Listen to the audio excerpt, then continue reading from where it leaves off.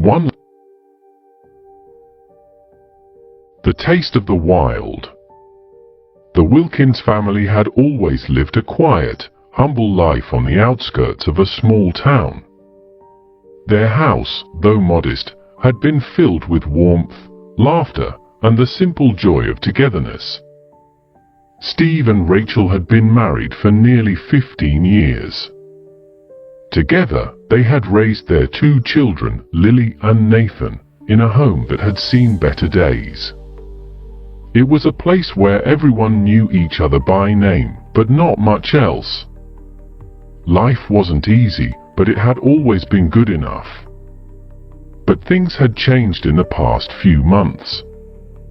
Steve had been laid off from his job at the factory, a blow that sent ripples through their already fragile existence. Rachel had picked up cleaning work to make ends meet, but her small income barely covered the bills. Their savings were quickly draining away, and they were falling behind. It wasn't just the financial pressure, there was a palpable sense of dread in the air, a gnawing fear that whispered they were on the verge of losing everything. Desperation was something Steve had never truly understood until now. The constant strain on his family wore him thin, and he could see it taking its toll on Rachel, on their children. He started to wonder how far he could push them all before it became too much.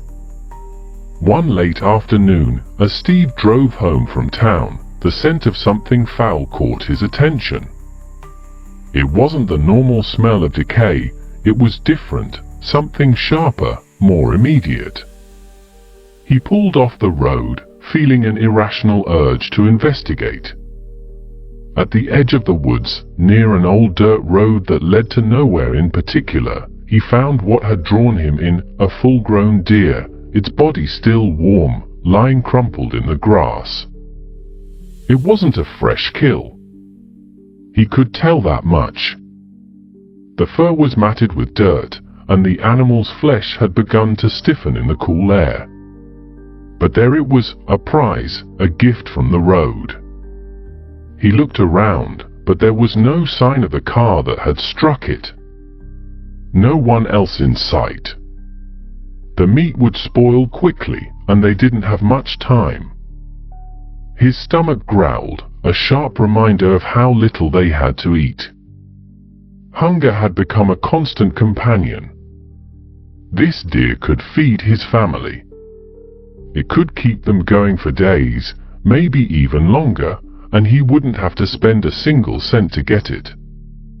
With no hesitation, Steve pulled the deer into his truck. He drove home, the weight of the body in the back an unexpected comfort.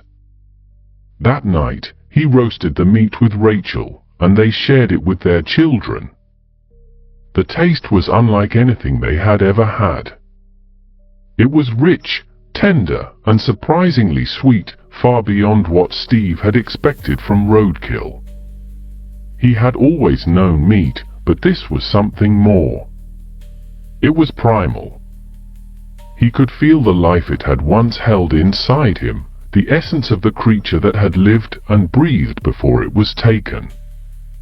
After they ate, Rachel cleaned the dishes and took a quiet moment to reflect.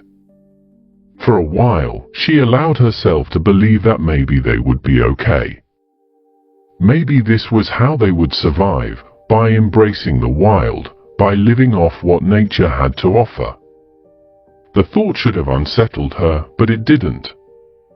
Not then. Not yet. The next day, Steve went back out again. He didn't tell Rachel where he was going. He didn't need to. She had already seen how the hunt had affected him, and there was something in his eyes, a new fire, that told her this wasn't a one-time thing. She was right. It wasn't. Weeks passed, and Steve became more and more absorbed in his trips. At first, he just took what he could find. Deer, wild boar, even the occasional rabbit or squirrel. He scoured the roadsides, looking for anything that had met its untimely end. The meat was always fresh, always free. But it was when he found his first baby animal that things began to change. It was a young rabbit, no older than a few months, lying in a small ditch near the edge of the woods. It was still warm, its fur soft to the touch, its tiny body twitching as though it hadn't quite given up on life. Steve felt a strange pull, something inside him that made his heart race. It wasn't like the full-grown animals he had found before. This one was pure, untainted, so young it had never even had a chance to live. He hesitated for only a moment before he grabbed it and tossed it into his truck.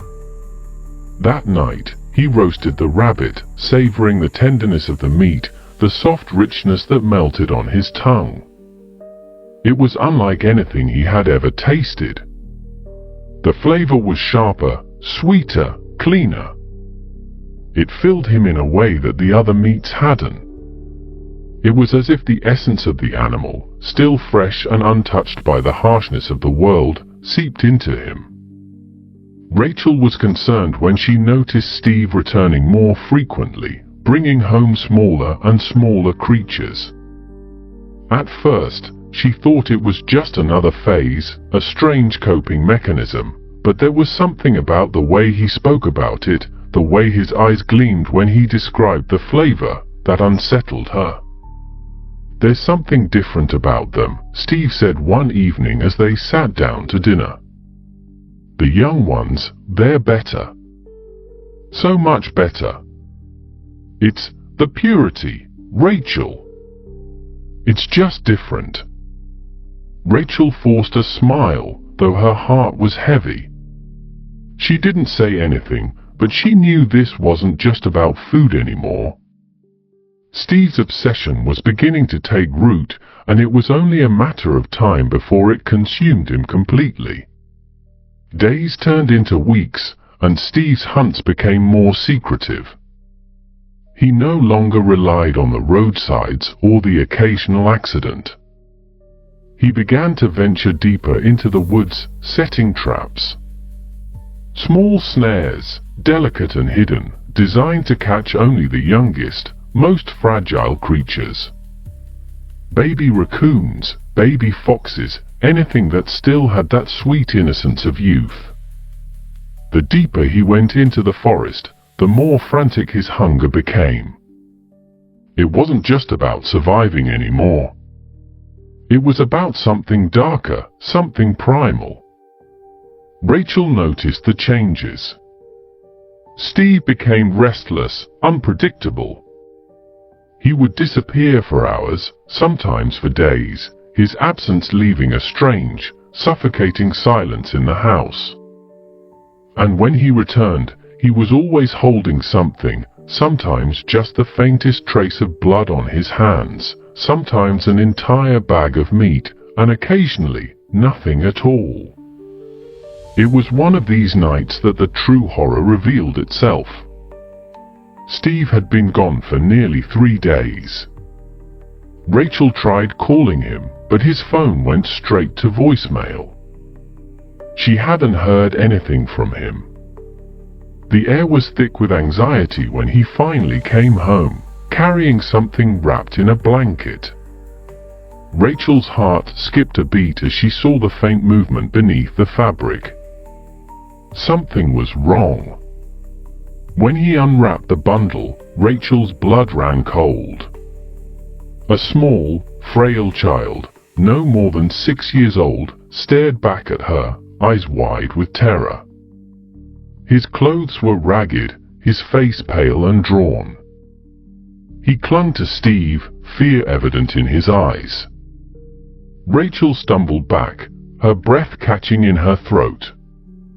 "No," she whispered, her voice trembling. "What have you done, Steve?" Steve looked at her, his face twisted in something unrecognizable. He's perfect. He's young, Rachel. He's pure. We'll never go hungry again. The horror of his words settled over her like a heavy blanket, suffocating her. This was no longer about survival. This was about something much darker, something she couldn't fully comprehend. Her heart pounded as she tried to stop him, but Steve wasn't listening. He was already dragging the child into the kitchen, his steps frantic, almost feverish. Rachel hesitated, paralyzed with fear, but she couldn't let this happen. She rushed forward, trying to intervene, but Steve was too strong. He locked the door behind him, shutting her out. It wasn't until hours later that the police arrived. A neighbor had heard the child's cries and called the authorities. When they broke down the door, they found Steve sitting in a corner, his eyes vacant, his hands stained with blood. The child was trembling, but unharmed. Steve was arrested, but the horror didn't end there. The police discovered the traps hidden deep in the woods, the evidence of his twisted obsession.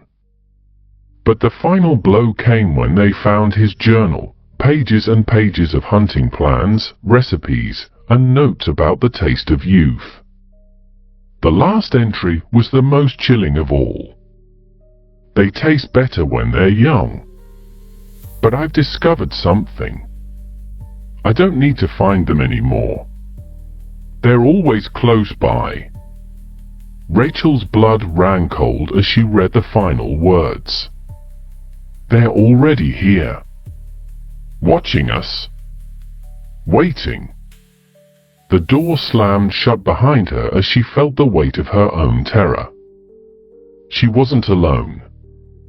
Not anymore. Steve's obsession hadn't ended. It had only just begun. The taste was in her too. And it was waiting.